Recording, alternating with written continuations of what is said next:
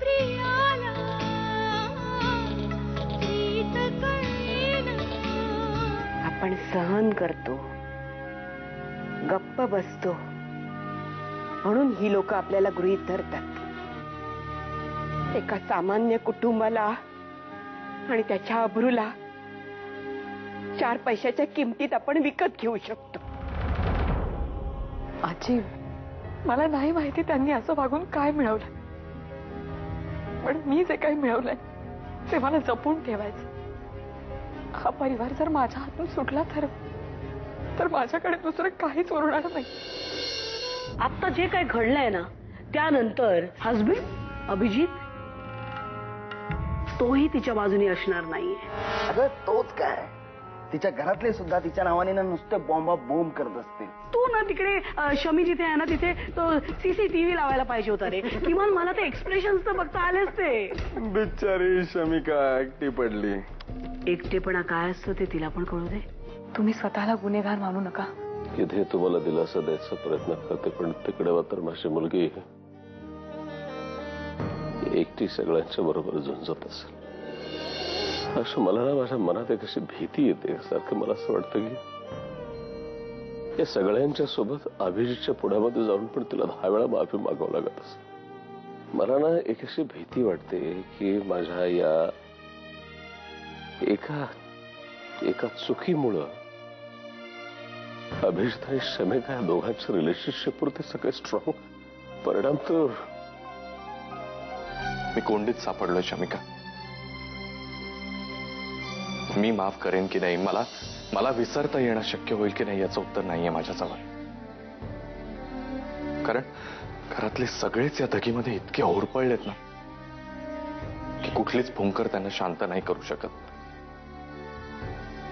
आणि आयुष्यात पहिल्यांदा मला त्यांच्या विरोधात उभं राहण्याची शक्तीच नाही राहिली. मला सगळं कळतंय, तुझी तडफड, तुझी घालमेल, मला सगळं कळतंय.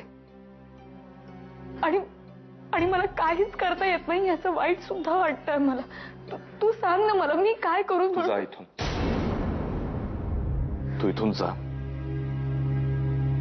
मला थोडा वेळ एकटं राहू दे. तसंही नंतर माझ्या घरच्यांसोबत मला राहायला, त्यांना साथ द्यायला. तू प्लीज जा. डॅड, हे सगळं का केलं तुम्ही? अभिची परीक्षा घेण्याची काही एक गरज नव्हती. असं वाटतं ना की काहीतरी घडावं आणि काळाचे काटे मागे फिरावे. मला फक्त एक गोष्ट बदलायची संधी मिळायला हवी. मी एकच गोष्ट बदलवी. अनिरुद्धच्या सगळ्या प्रॉपर्टीवर आपला हक्क आणि अभिजित शमिका मध्ये दरी. आपला नेक्स्ट टार्गेट तेच आहे. शमिकाला तिच्या माहेरच्यांशी कायमचे संबंध तोडावे लागतील आणि मग अनिरुद्ध राजे अजूनच एकटे पडत जातील. आणि या एकटे पडलेल्या अनिरुद्ध राजेंना फक्त 2च माणसं सांभाळू शकतात. घरात संध्या राजे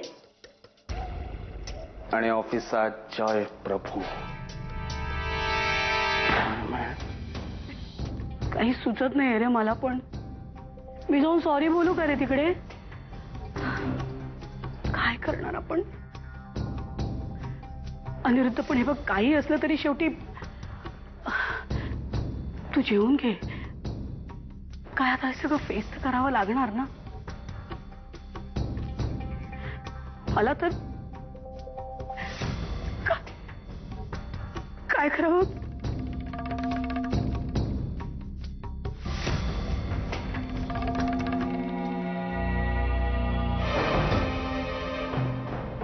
अनिरुद्ध, तुला अशा अवस्थेत बघून इतकं बरं वाटते म्हणून सांगू. यु नो व्हॉट, आज रात्री मी मनसोक्त जेवणार आहे. 3 course meal with dessert. Yummy.